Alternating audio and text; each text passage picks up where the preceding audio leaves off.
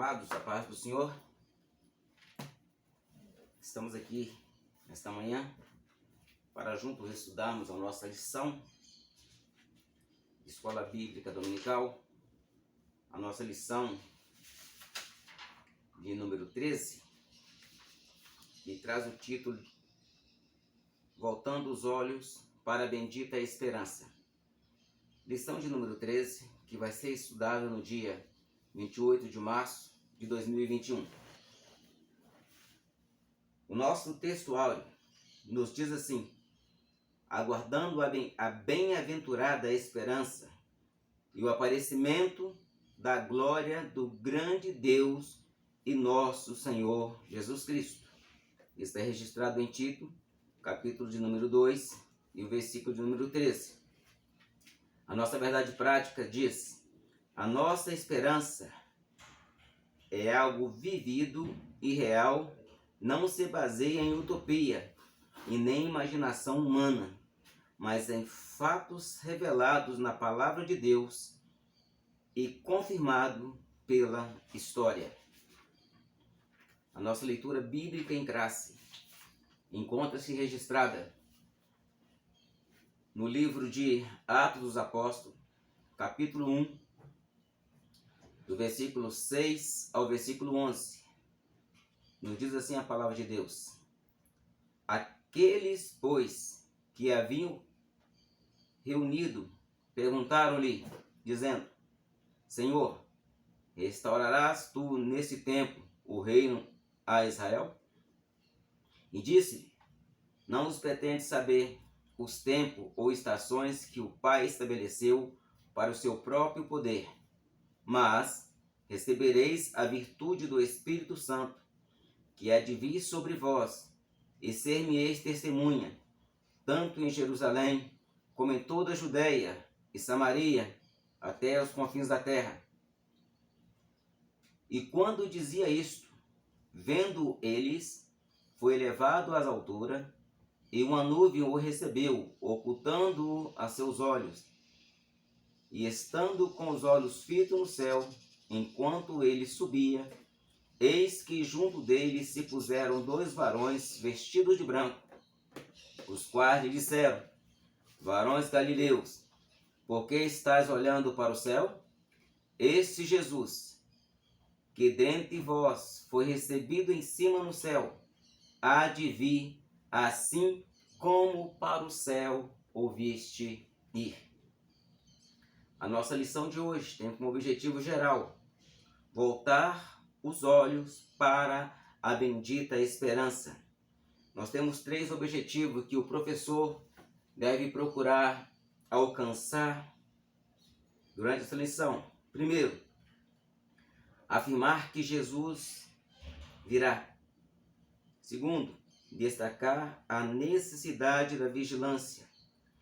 Terceiro, estimular a viver com fidelidade. O ponto central da nossa lição diz: a esperança da igreja é vívida e real. Amados, chegamos mais no final de um trimestre. Essa lição foi maravilhosamente boa. Ou seja, essa revista, o comentarista, o pastor Ezequiel, ele foi muito sábio ao escolher a temática dessa lição. E hoje, encerrando com chave de ouro, porque o verdadeiro pentecostalismo, ele não seria completo se não tivesse feito a afirmação, ou seja, a alusão da vinda do Senhor Jesus Cristo. E a temática da nossa lição hoje, ela voltando os olhos para a bendita esperança. E eu quero aqui trazer algum significado de algumas palavras, tanto bendita como esperança e como arrebatamento, só para nós ter como uma alavancada inicial. Primeiro, a palavra bendito no grego é makarios, que significa bendito, feliz ou prazeroso. Ou seja, quando se referimos à bendita vinda do Senhor. A palavra bendita é Macários. Esperança. A esperança tem um significado também claro. Esperança é o sentimento de quem vê a possibilidade de realizar o que deseja. E a palavra grega também para a palavra esperança é elpis. E a esperança é uma firme certeza que nós temos da vinda do Senhor Jesus Cristo. Pastor, mas como assim ter essa vívida esperança? Porque o Senhor Jesus, Ele nos prometeu que viria. Ele nos prometeu que voltaria. Em João capítulo 14, a partir do verso 1, nós podemos ver que ali faltava poucos dias, ou seja, estava na iminência quase da crucificação. Os discípulos estavam assim um pouco meio perturbados, sem entender o que Jesus estava dizendo. Quando ele falava sobre a sua morte, ele falava sobre a sua ressurreição, ele falava que o Filho do Homem teria que padecer, teria que sofrer. Você pode conferir comigo em João capítulo 14. Ele chega para os discípulos e diz assim: não se turbem os vossos coração. Credes em Deus, mas credes também em mim. Na casa do meu Pai há muitas moradas. E se não fosse assim, eu não vos teria dito. Eu vou preparar-vos lugar. E quando eu for e vos preparar o lugar, eu virei outra vez e vos levarei. Olha a promessa de Jesus aí. Eu virei outra vez e vos levarei para mim mesmo, para que onde eu estiver, estejais vós também. Essa é uma das referências que nós temos. Se nós formos olhar ao pé da letra, existe mais de 2.000 profecias falando da segunda vinda de Jesus. Os sinais da vinda de Jesus, eles estão patentes, tanto na história como na natureza. A outra palavra que eu quero salientar com vocês aqui é arrebatamento. O que é arrebatamento? A palavra grega para arrebatamento é raspagem, que significa tomar por violência. É um rapto, né? Que vai ser de maneira brusca, inesperada e sobrenatural. Ou seja, brusca, que vai ser rápido, ou seja, tomado com violência. Sobrenatural ou inesperada. Inesperada, que virá no momento em que ninguém esteja esperando. E sobrenatural, que não vai ter como alguém estar ou se preparar para esse momento na hora. Ou seja, Jesus em Mateus 24, ele faz uma certa alusão à vinda, à sua vinda, como nos dias de Noé. No dia, Mateus 24, a partir do versículo 37, Jesus ele começa dizendo assim como foi nos dias de Noé, assim será também a vinda do Filho do Homem. Porque nos dias anteriores ao dilúvio, comiam, bebiam, casavam e davam-se em casamento, até que Noé entrou na arca e veio o dilúvio e levou a todos. Olha, Noé é um tipo de arrebatamento. Noé foi um apregoeiro da palavra de Deus. Quando ele construía aquela arca, ele pregava, ele anunciava que o dilúvio haveria de vir. Mas o povo daquela época não lhe deu crédito. O povo daquela época não lhe deu atenção. E a Bíblia diz que quando veio o dilúvio, surpreendeu a todos. Eles não estavam esperando. Eles não pensavam que Noé estava certo. E assim também hoje, nós estamos falando que Jesus virá. Nós estamos afirmando que a vinda de Jesus pode ser hoje. A vinda de Jesus pode ser agora. A vinda de Jesus pode ser daqui a 1000 anos. Pode. Mas eu espero Jesus agora. Os apóstolos viviam e esperavam a vinda do Senhor naquele dia. Em Lucas, no capítulo 21, e o versículo 29 e 30, Jesus, ele deixou um relógio na terra. apóstolos chegaram para ele e lhe perguntaram: Senhor, que sinal vai ser do fim do tempo e da sua vinda? Jesus ele disse: olha, você deve olhar. Aqui está, irmãos, o relato histórico, né, da vinda de Jesus. Ele diz: olhai para as árvores do campo e olhai para a figueira. Quando a figueira brotar, perto está o verão, porque era no verão que se fazia a colheita. E quando Jesus se refere ali à figueira, ele estava referindo à nação de Israel. Israel é o relógio de Deus na terra.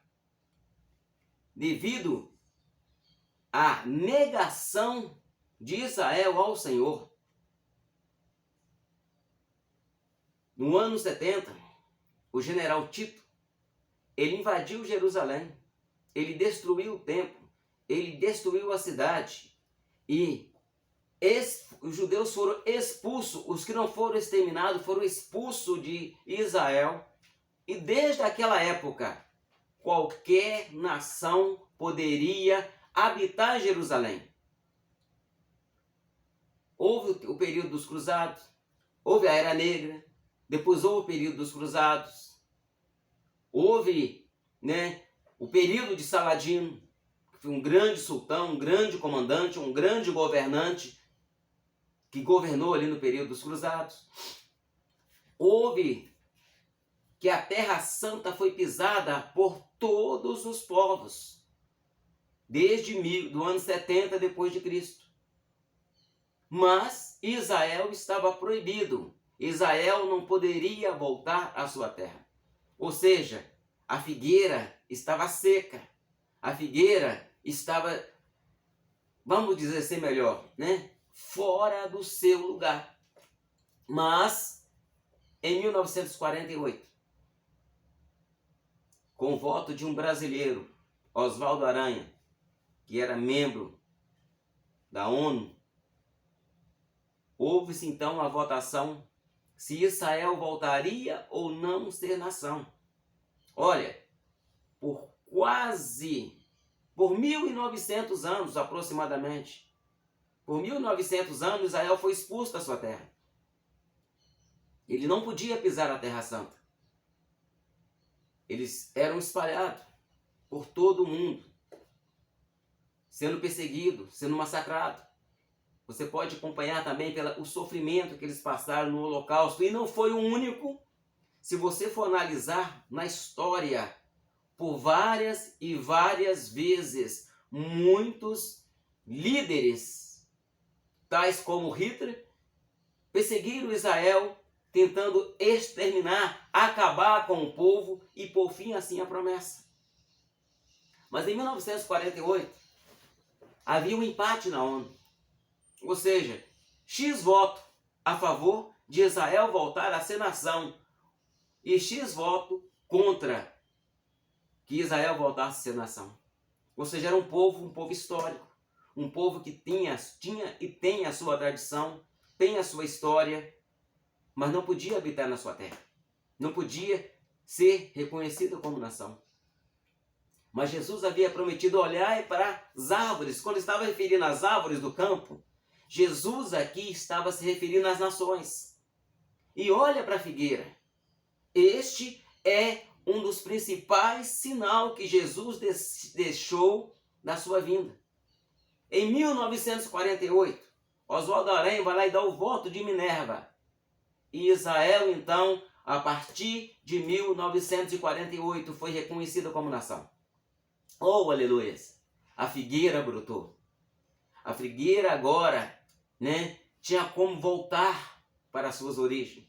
Israel tinha como voltar para o seu convívio, para a sua nação. E o povo judeu começou a retornar, exaltando e glorificando o nome do Senhor. Mas isso não foi fácil. Houve um levante. Em 1966, houve a famosa Guerra de 6 Dias, onde as nações do Oriente Médio se reuniram para barrer Israel do mapa. Ou seja, eles não queriam aceitar Israel como nação. Eles queriam aniquilar Israel novamente.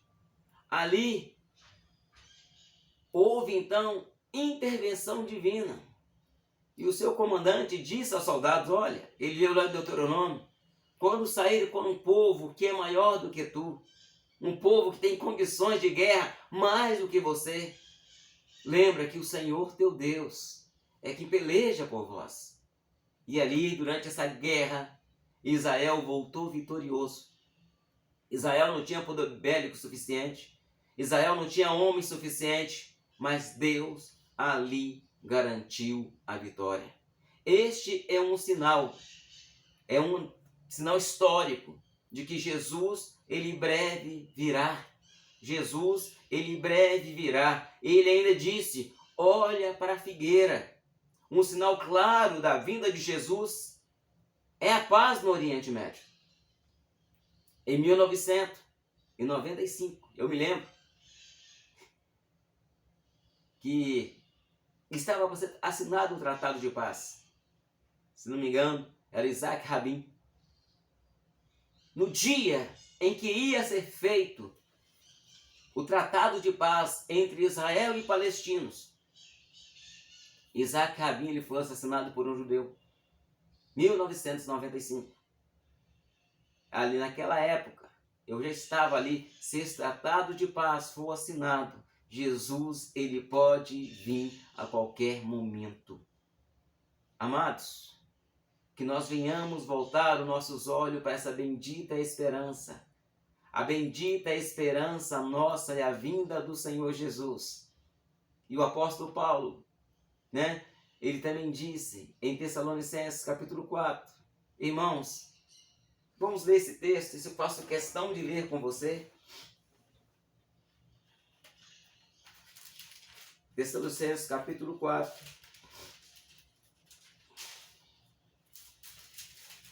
O apóstolo Paulo, a partir do versículo 13, ele falando também sobre a vinda de Jesus. Olha o que diz o texto. 1 Tessalonicenses, capítulo 4, a partir do versículo 13. Não quero, porém, irmãos, que sejais ignorantes acerca do que já dorme, para que não vos entristeçais como os demais que não têm esperança.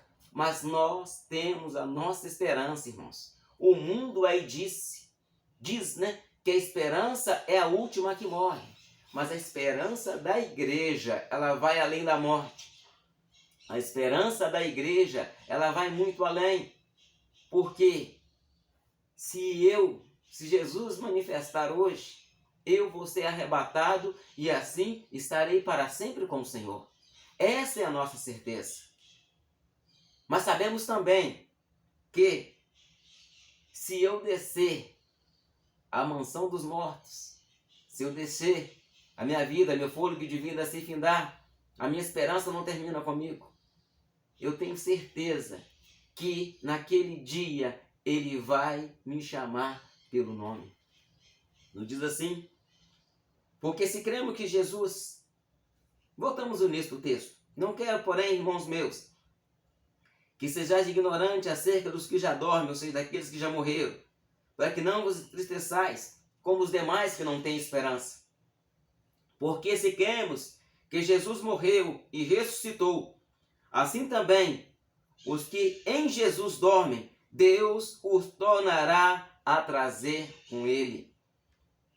Dizemos-vos, pois, isto, pela palavra do Senhor, que nós, o que ficamos vivos, para a vinda do Senhor, não precederemos os que dormem, ou seja, nós o que estamos vivos hoje, nós não vamos preceder aqueles que dormem no Senhor, ou aqueles irmãos que já partiram, aqueles irmãos que no decorrer da história foram torturados, foram queimados, foram colocados para lutar com gladiadores, com leões, foram queimados em fogueira, que foram cozidos em azeite, que andaram entre lobos em pele de ovelha, entre leões em pele de ovelha. Aqueles irmãos que no decorrer da história morreram por mortes naturais, por epidemia, que foram bruscamente assassinado, nós não vamos preceder esses irmãos. Porque a Bíblia diz, porque o mesmo Senhor descerá do céu com alarido. Alarido aqui, irmãos, é para a igreja que está vivo. Alarido é alguém te chamando. É Jesus chegando nas nuvens e chamando a cada um de nós pelos nossos nomes.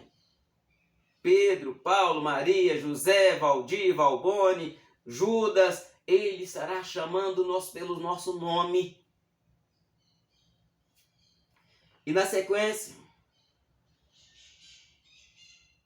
voz de arcanjo. Quando se fala em voz de arcanjo, irmãos, arcanjo é o anjo guardião de Israel. A voz de arcanjo é para os judeus salvos. E com trombeta de Deus, a trombeta de Deus é o despertador para aqueles que dormem.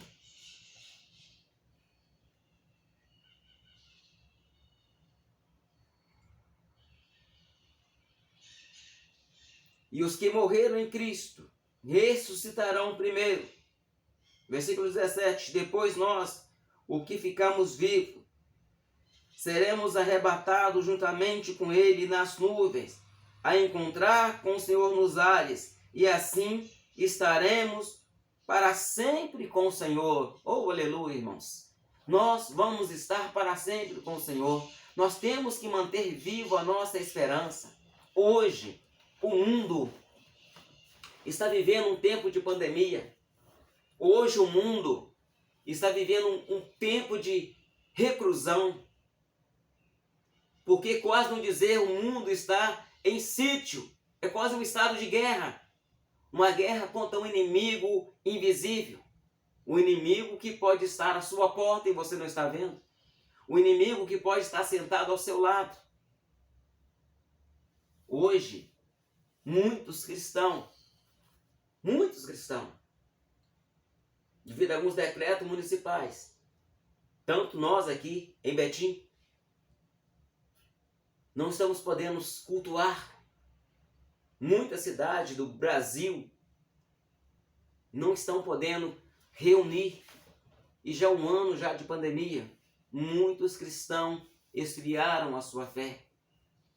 Muitos cristãos, se acomodaram, apostataram. Amados, nós devemos manter vivo esta esperança. A esperança que Jesus ele está às portas. A esperança de que Jesus ele virá para nos buscar.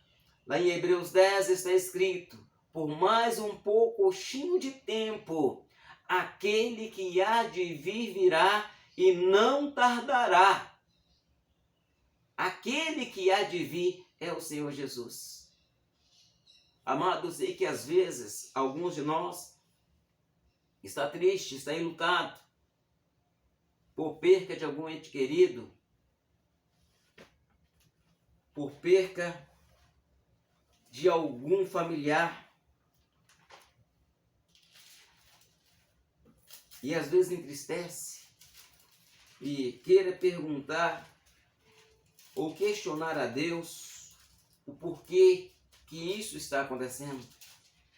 Mas, amados, nós temos essa certeza que a morte, ela vai morrer.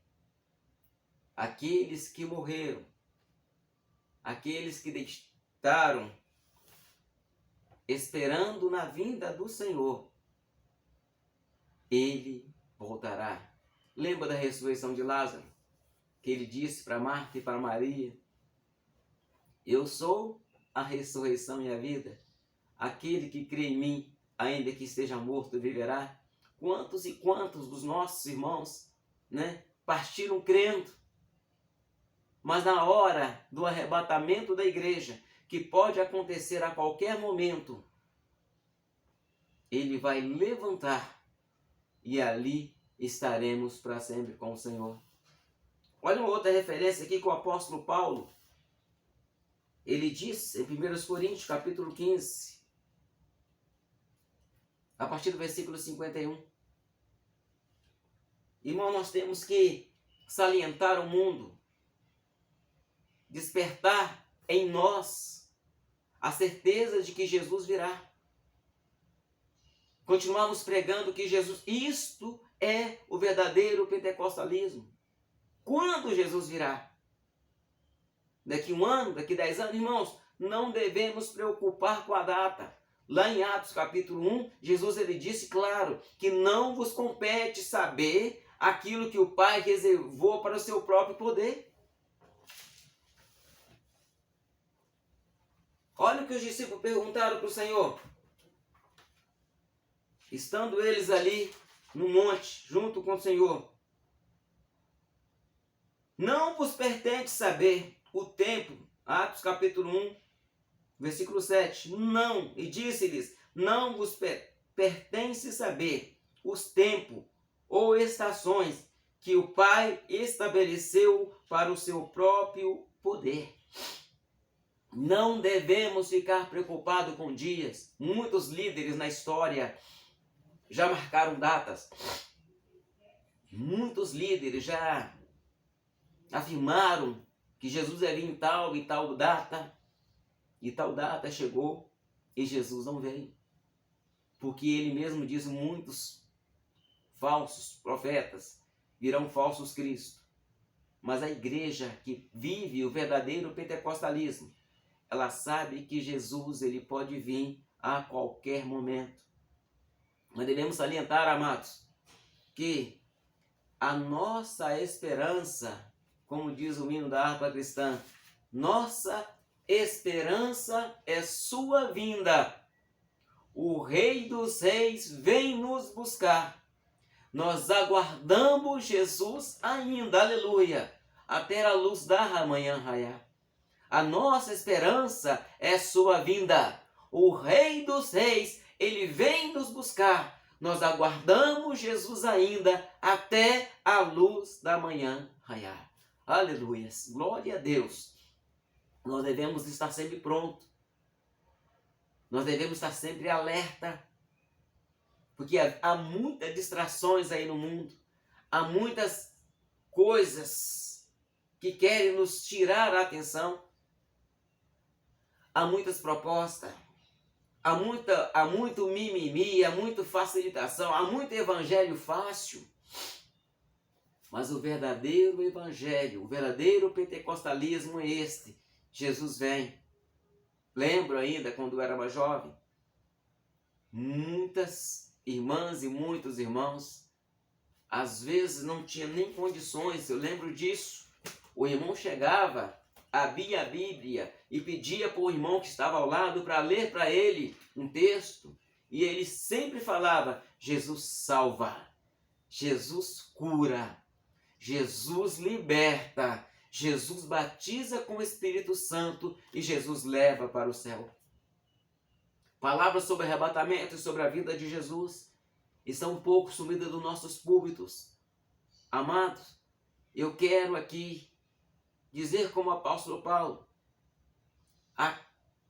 na verdade não o apóstolo Paulo, o escritor aos Hebreus, às vezes eu refiro ao apóstolo Paulo, porque tem uma Bíblia muito antiga, e nela vinha relatando que o apóstolo Paulo era o escritor dos Hebreus, né? Então, lá na minha infância eu lia muito essa Bíblia, então eu criei esse hábito, mas não posso afirmar que isso foi Paulo.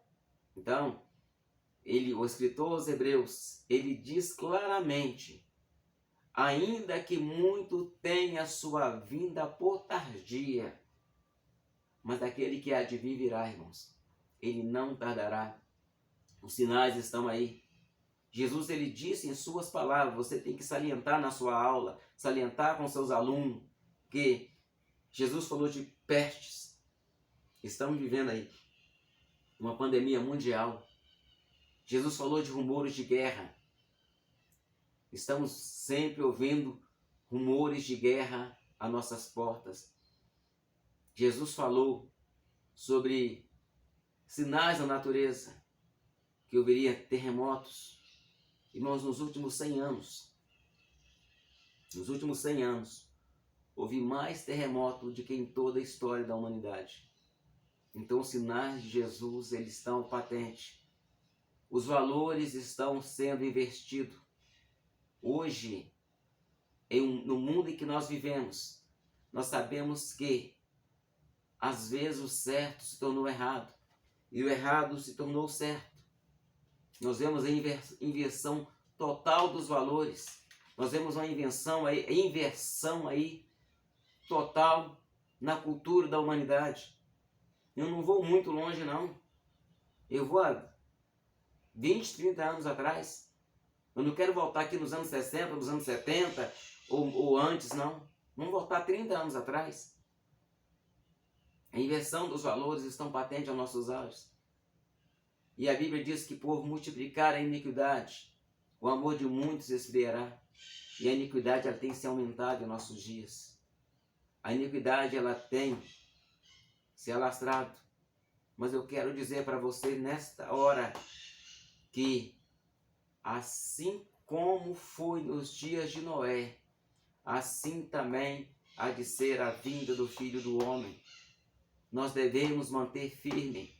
Noé, ele pregava, Noé, ele falava, Noé, ele ensinava, Noé, ele combatia. Mas a sua geração não deu crédito. A sua geração foi surpreendida. Que nós venhamos, irmãos, a continuar pregando, a continuar falando e chamar os irmãos para vivermos em vigilância e em prudência, porque a vinda do Senhor está perto. Olha, Jesus ele falou 35, ele ensinou 35 parábolas, que foi dividida em 3 grupos. E um desses grupos são as parábolas que falam sobre a sua vinda. Nós podemos ver Mateus 24, várias parábolas. Podemos ver Lucas, podemos ver Mateus 25. Vamos pegar o Mateus 25 como exemplo, em que Jesus começa a falar sobre um casamento. Como assim um casamento? A parábola das 10 virgens. Então o reino do céu será semelhante a 10 virgens. Jesus, quando ele falava semelhante ou fazia uma parábola, ele estava pegando uma coisa que todo mundo conhecia para exemplificar algo do mundo espiritual ou do reino espiritual. E ali Jesus então continua dizendo: e o reino do céu é semelhante a 10 virgens que, tomando as suas lâmpadas, saíram ao encontro do esposo. E 5 dessas virgens eram prudentes e 5 loucas. As prudentes tomaram suas lâmpadas, levaram azeite consigo em suas vasilhas, mas as loucas não levaram. E a Bíblia diz que, tardando o noivo, todos se adormeceram. Mas aí à meia-noite ouviu-se um clamor. Aí vem o noivo, sair-lhe ao encontro. E aquelas noivas se despertaram. Só que 5 delas acenderam as suas lâmpadas. Ou seja, estavam vigilantes, estavam preparadas para receber o noivo. Mas 5 delas não estavam preparadas. E nisso,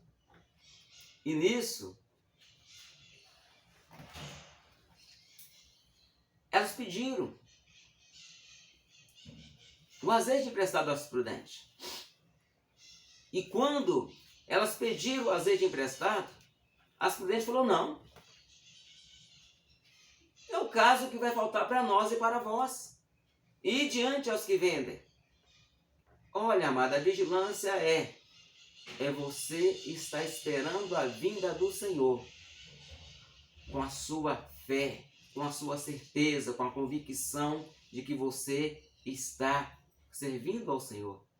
Não é você depender do seu pastor, não é você depender do seu irmão que está ao seu lado, não é você depender, da dirigente do círculo de oração, não é você depender do dirigente da mocidade, do líder de missões, do líder de louvor.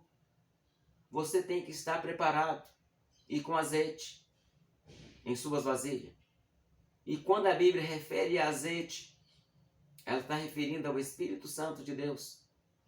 Então, irmãos, que o Espírito Santo de Deus vem estar sempre testificando em nosso coração, porque a Bíblia diz que o Espírito testifica com o nosso Espírito que nós somos filhos de Deus. Eu quero ler com você também 1 João capítulo 3. Que é um versículo que fala mais também sobre a vinda do Senhor. Versículo 2 e o 3 nos diz assim: amados, agora somos filhos de Deus. Agora, o que isso agora quer dizer? Agora nós estamos com Jesus. Nós aceitamos Jesus como nosso Salvador, então agora nós somos filhos de Deus. E ainda não se manifestou o que havemos de ser, mas sabemos que quando Ele se manifestar, nós seremos semelhantes a Ele, porque assim como Ele é, nós o veremos.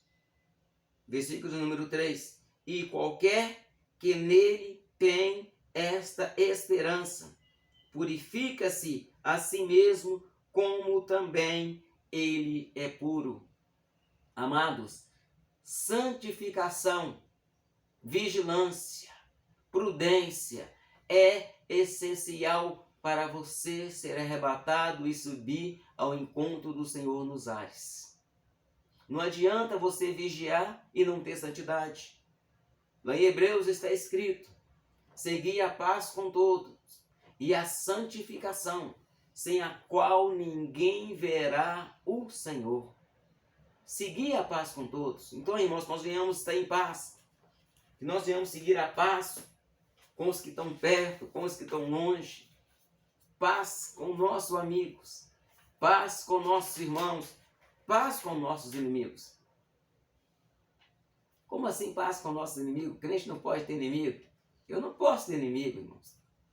Eu não posso ser inimigo de ninguém. Mas isso não quer dizer que alguém não seja meu inimigo.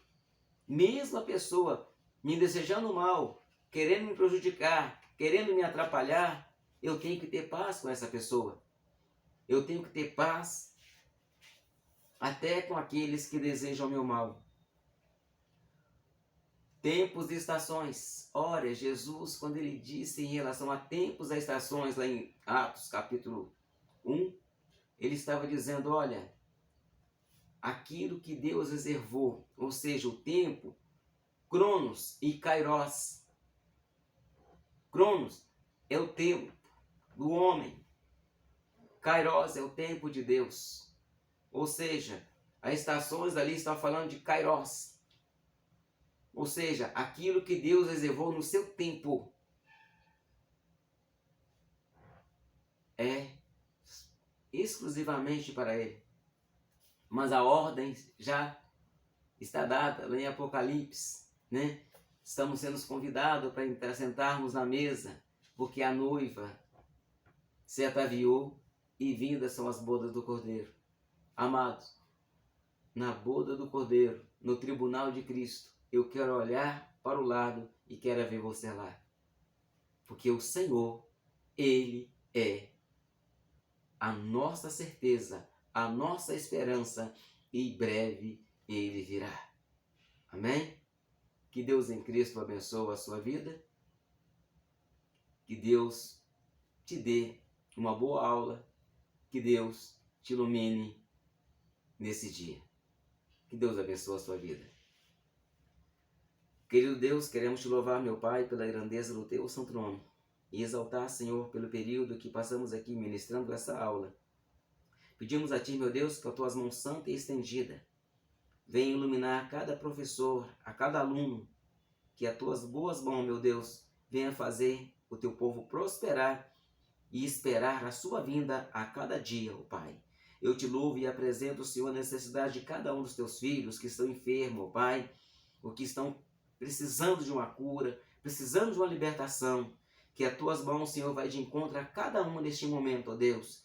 Eu determina uma libertação, determina a cura em nome de Jesus. Que o amor de Deus, a graça do Senhor Jesus Cristo e a doce consolação do Espírito Santo seja sobre a sua vida, não só hoje, mas para sempre. Amém.